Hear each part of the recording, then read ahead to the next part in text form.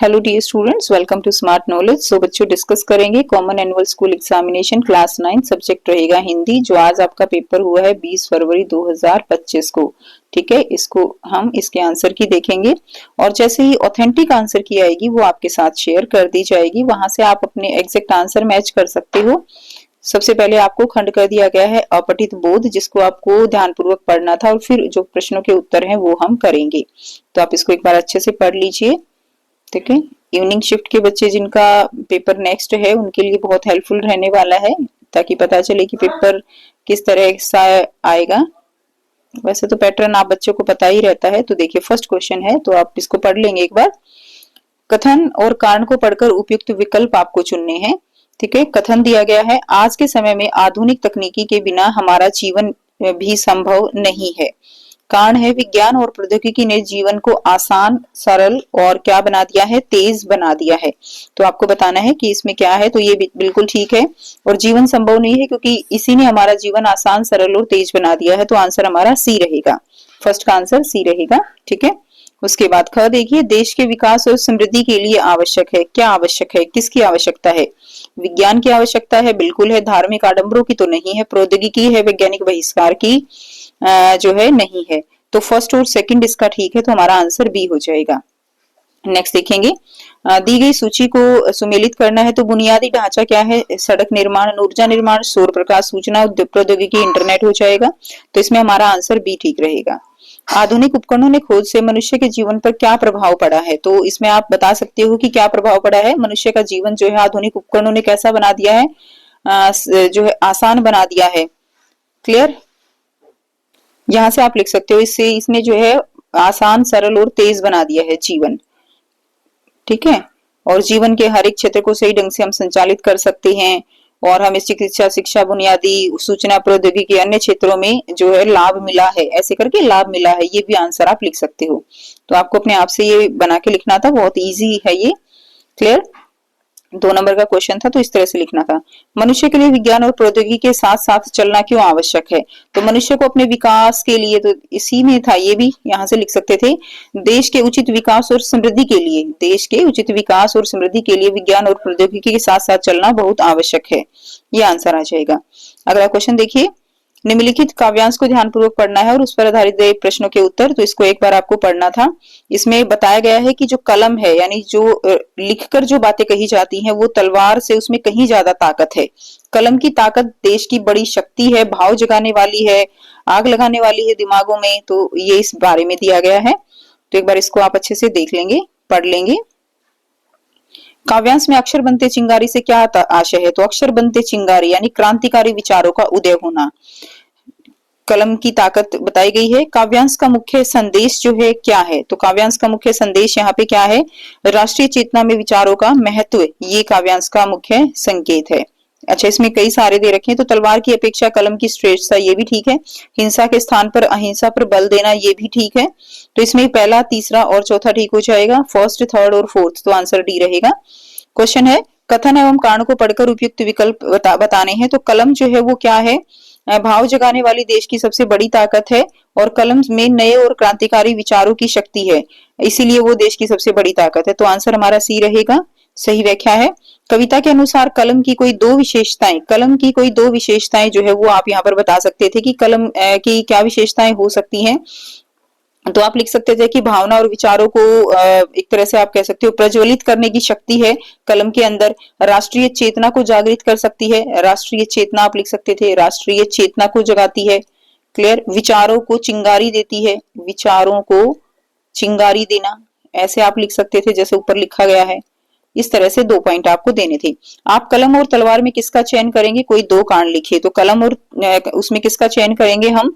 इसमें हम कलम का चयन करेंगे। ठीक है, क्योंकि कलम का क्यों है? क्योंकि विचारों की शक्ति जो है वो ज्यादा प्रभावी होती है। कारण आप लिख सकते हो, विचारों की शक्ति ज्यादा प्रभावी होती है और अहिंसा जो है उसमें ज्यादा ताकत होती है। तो ये आप लिख दोगे। खंड ख में आपको व्याकरण दिया गया है। तो परित्यक्त शब्द में उपसर्ग पहचान कर आपको लिखना है। तो इसमें कौन सा उपसर्ग रहेगा? इसमें परि उपसर्ग हो जाएगा। सव उपसर्ग से निर्मित एक शब्द लिखिए। तो सव से जो है आप लिख सकते हो स्वावलंबन, लिख सकते हो सव से स्वावलंबन। ये लिख सकते हो, अपनी इच्छा से कोई भी आप बना सकते थे, ठीक है। निर्जन शब्द में मूल शब्द पहचानना है, तो जन जो है यहाँ पे मूल शब्द है, क्लियर। निर जो है इसके अंदर उपसर्ग रहेगा। उसके बाद नरसंगिक शब्द में निहित प्रत्यय पहचान कर लिखना है, तो काफी इंपॉर्टेंट रहता है ये नरसंगिक, कई काफी बार आता है। इक प्रत्यय इसमें है, अन्य प्रत्यय से एक शब्द बनाइए, तो अन्य से बनाना है, तो वंदनीय आप लिख सकते हो, वंदनीय, निंदनीय लिख सकते हो, ठीक है। अन्य लगाना है पीछे प्रत्यय। समास बताना है आपको, निर्देशानुसार समास पर आधारित, तो पूजा पाठ में कौन सा समास रहेगा, पूजा पाठ में द्वंद्व समास होगा, ठीक है, द्वंद्व समास हो जाएगा पूजा पाठ में। उसके बाद रसोई में समास को, रसोई घर, तो रसोई के लिए घर, ठीक है, रसोई घर में तत्पुरुष समास हो जाएगा, तत्पुरुष, क्लियर, रसोई के लिए घर तत्पुरुष समास है। उसके बाद जिसका पूर्व पद संख्यावाची विशेषण हो वह समास क्या कहलाता है, तो वह समास जो है द्विगु समास कहलाता है, क्लियर, द्विगु। कर्मधारय समास का उदाहरण दीजिए, कर्मधारय समास का उदाहरण आप दे सकते हो, नीलकंठ दे सकते हो, नीलकंठ जो है वो कर्मधारय समास का उदाहरण हो जाएगा, नीला है कंठ जिसका। यथाविधि में कौन सा समास है, तो विधि के अनुसार, तो इसमें अविभाव समास हो जाएगा, अविभाव समास, ठीक है, यानी यथाविधि विधि के अनुसार। निर्देशानुसार अर्थ के आधार पर वाक्य पर भेद बताने थे आपको, क्या तुम्हें मालूम है, तो इसमें कौन सा है, क्या तुम्हें मालूम है, तो ये प्रश्नवाचक वाक्य हो जाएगा, प्रश्नवाचक वाक्य, ठीक है, प्रश्नवाचक वाक्य हो जाएगा। सालिम अली तुम लौटोगे ना, इसमें वाक्य का भेद लिखना है, तो सालिम अली तुम लौटोगे ना, तो ये कौन सा वाक्य है, ये इच्छावाचक वाक्य हो जाएगा, ठीक है, कौन सा हो जाएगा, ये इच्छावाचक वाक्य, इच्छावाचक, इच्छा जताई गई है ना कि लौटोगे ना, एक इच्छा है, इच्छावाचक वाक्य हो जाएगा।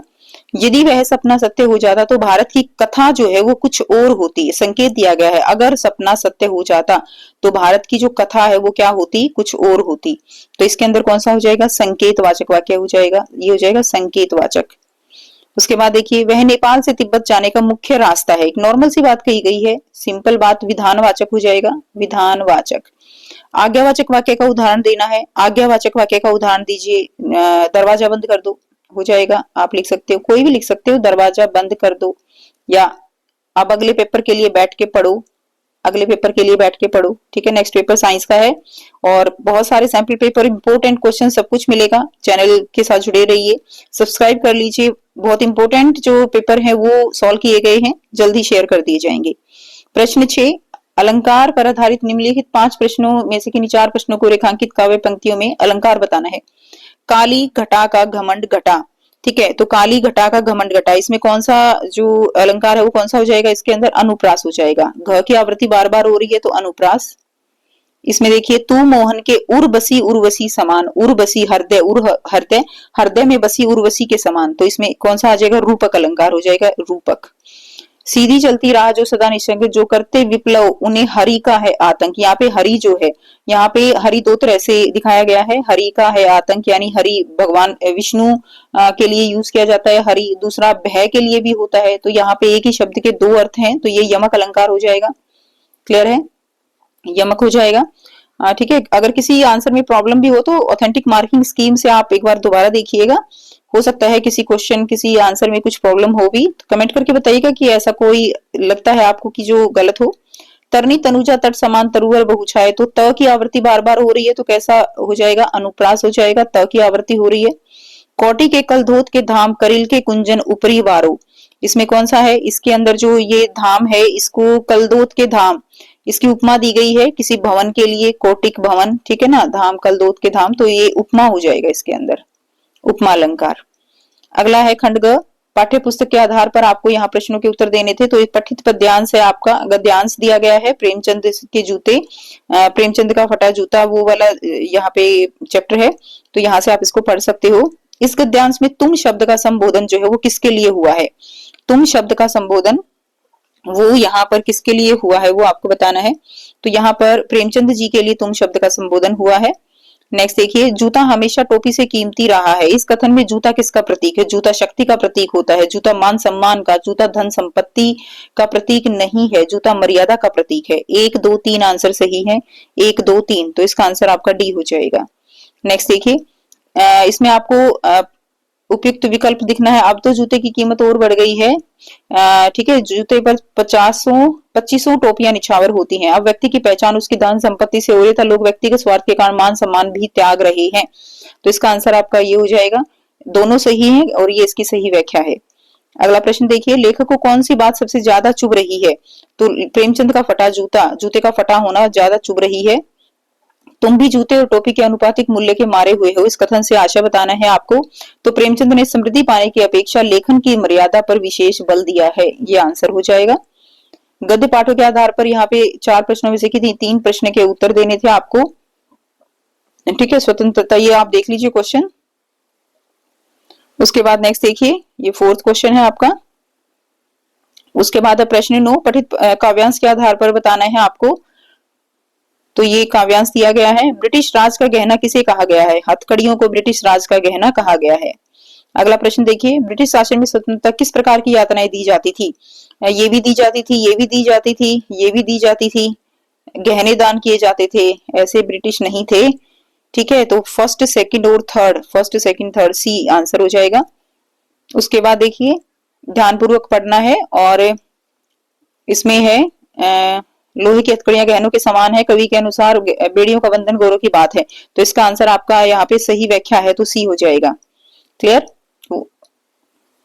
उसके बाद देखिए, इसमें जुआ खाली करता हूँ, ब्रिटिश अकड़ का कुआं पंक्ति में क्या आशय है? तो इसमें अंग्रेजों का अहंकार और अत्याचार जो अपनी दृढ़ सत्ता और सहनशीलता से चूर किया हुआ है, कि जैसे वो बहुत ज्यादा कष्ट उनको दिए जाते फिर भी वो उस टॉर्चर को सहन करते थे, तो इसीलिए ब्रिटिश अकड़ का कुआं एक खत्म करते हैं, ये आ जाएगा। तो आंसर हमारा ए।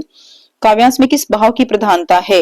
इसमें राष्ट्र की स्वतंत्रता का भाव है, उनकी क्रूरता दिखाई गई है, साहित्यिक व्यंग्य है, रात्रि के सौंदर्य, ये कोई सौंदर्य वाली कविता नहीं है। तो फर्स्ट, थर्ड और फोर्थ आंसर हो जाएगा, आंसर डी।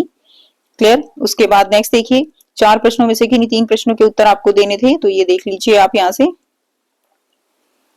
क्लियर है। उसके बाद आपको यहाँ पे प्रश्नों के उत्तर देने थे।